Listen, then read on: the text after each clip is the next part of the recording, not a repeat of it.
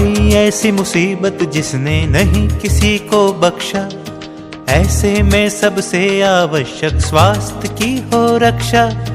आई ऐसी मुसीबत जिसने नहीं किसी को बख्शा, ऐसे में सबसे आवश्यक स्वास्थ्य की हो रक्षा। रंग राग से मनाए उत्सव पर भूले ना सार, स्वस्थ शरीर और शुद्ध विचार जो हो तो हर दिन त्योहार।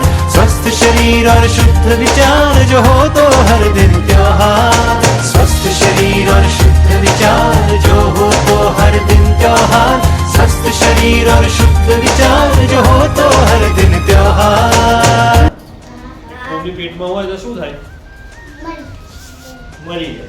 અને પેટમાં કૃમિ હોય ને તો તમારા શરીરમાં લોહી વધવા દે નહીં, એટલે તમને ભણવાની મજા ના આવે, આળસ આવે, વાંચવાનું કહે તો વાંચવા તમે બેસો નહીં. એટલે અત્યારે આ ગોળી તમને બધાને આપીએ છે, ગોળી આપે એટલે મોઢામાં મૂકીને ચાવી જવાનું અને પછી પાણી પી લેવાનું, બરોબર છે? આ શરીર મોઢા ઉપર તમારા સફેદ ડાઘા હોય છે ને, ડાઘાને શેના કારણે પડે છે? પેટમાં કૃમિ હોય એટલે મોઢા ઉપર ડાઘા પડે. એટલે તમારે ખાવા પીવામાં બધું ધ્યાન રાખવાનું, જે હોય તે બહારની વસ્તુઓ ખાવાની નહીં, એના કારણે આ બધું થાય. એટલે અત્યારે તમને એક ગોળી આપે છે, ખાઈ જવાની, ચાવી જવાની અને પછી પાણી પી લેવાનું, બરોબર?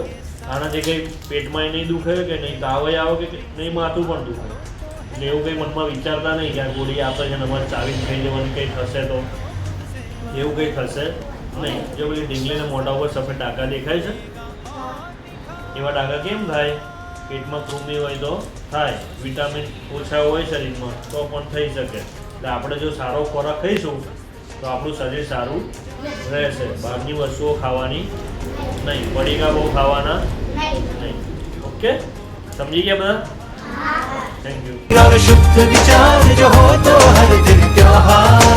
आई ऐसी मुसीबत जिसने नहीं किसी को बख्शा, ऐसे में सबसे आवश्यक स्वास्थ्य की हो रक्षा। रंग राग से मनाए उत्सव पर भूले ना साथ, स्वस्थ शरीर और शुद्ध विचार जो हो तो हर दिन त्योहार। स्वस्थ शरीर और शुद्ध विचार